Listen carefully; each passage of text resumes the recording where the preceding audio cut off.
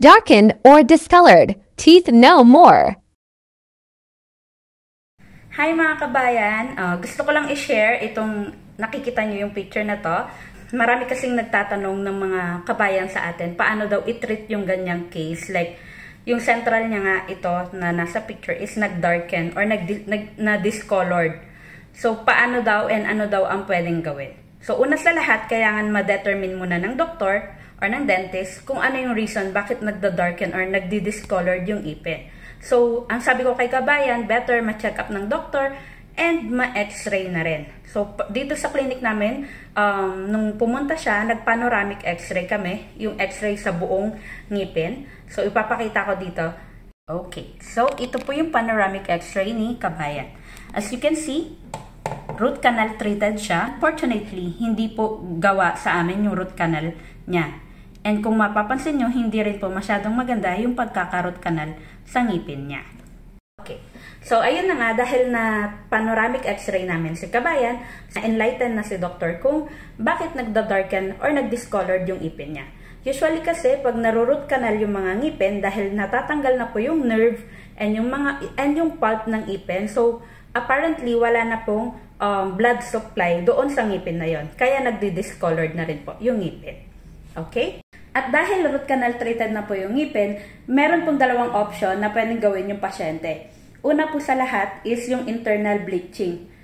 Maglalagay po ng gamot sa loob ng ipin and then ililive po ng ilang araw yon and then babalik po at i-check ulit kung nag-effect na po ba yung internal bleaching na ginawa ng doktor. And second is ika-crown or i-veneers po yung ngipin.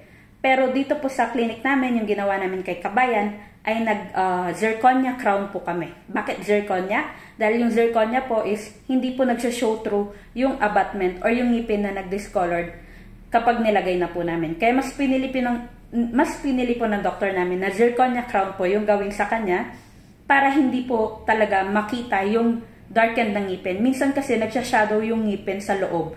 Kahit minsan nag-veneer po kami, naglagay po kami ng semento, hindi pa rin po masyadong okay yung kulay. Parang nakikita pa rin po yung itim sa loob. Kaya zirconia yung pinili ni doktor.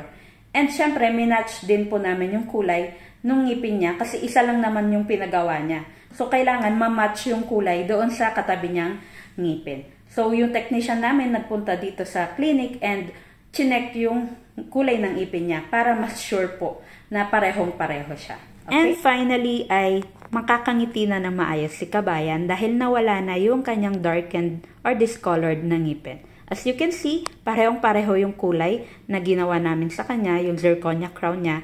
Hindi mo talaga ma-recognize na hindi siya totoo, di ba? Aminin nyo. Ayan, ganyan po. So may two option, as I said a while ago, internal bleaching or zirconia crown or pwede ring IMAX kung kaya po nilang ma-cover or hindi mag-shadow yung discolored na abutment.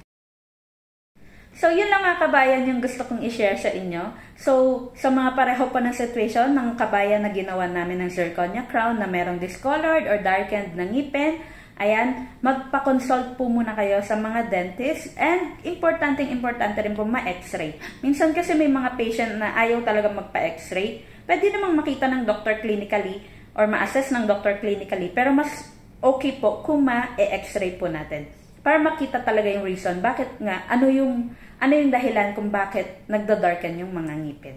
Okay? So, if may mga question pa po kayo, huwag po kayo mahiya comment dyan sa aking comment section.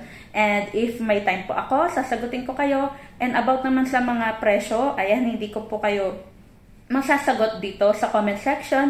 Mag-PM po kayo dahil bawal po sa ministry na i-post po namin yung mga presyo. Okay? So, ayan, mag-PM po kayo. Pag hindi po ako busy, sasagutin ko po kayo. Okay? Or, mag-message po kayo sa number na ilalagay ko sa screen and use my code NURSELANLAN for another 5% discount. Okay? I hope po nakatulong yung video ko. Thank you and have a good day. Bye-bye!